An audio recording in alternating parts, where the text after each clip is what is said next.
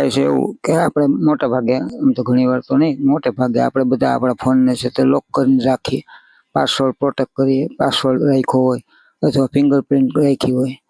ક્યારેક ક્યારેક બને છે એવું કે એક્સિડન્ટ થાય, દાખલા તરીકે કોઈ મેડિકલ ઇમરજન્સી આવી પડે, આપણા ફોનમાં કોઈને કોલ કરવો હોય રિલેટિવને, તો એ ન થઈ શકે. એના માટે આપણે છે તે આજના વિડીયોમાં જોશું કે અમુક ઇમ્પોર્ટન્ટ સેટિંગ્સ છે તે આપણે કરીએ તો આપણું ફોન લોક હોય અથવા ફિંગરપ્રિન્ટ હોય તો પણ છે તે ફોનને ખોલી શકે. કેવી રીતે ચાલો જોઈએ. સૌપ્રથમ તો સેટિંગ્સમાં જઈએ. સેટિંગ્સમાં સેફ્ટી એન્ડ ઇમરજન્સી પર ક્લિક કરીએ.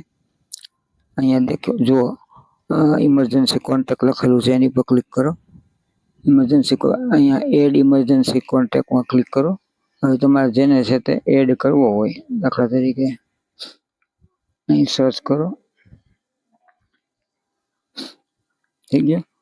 બીજું એના જેવું છે, તમે 2, 3 કે વધારે પણ કોન્ટેક્ટ એડ કરી શકો છો. મેડિકલ ઇન્ફો, એ પણ તમે છે તે તમારી ઇન્ફોર્મેશન મેડિકલને લગતી, બ્લડ ગ્રુપ શું છે, તમારું નામ શું છે, તમારું સરનામું શું છે, એ પણ તમે અહીંયા એડ કરી શકો છો. Blood group, height, weight.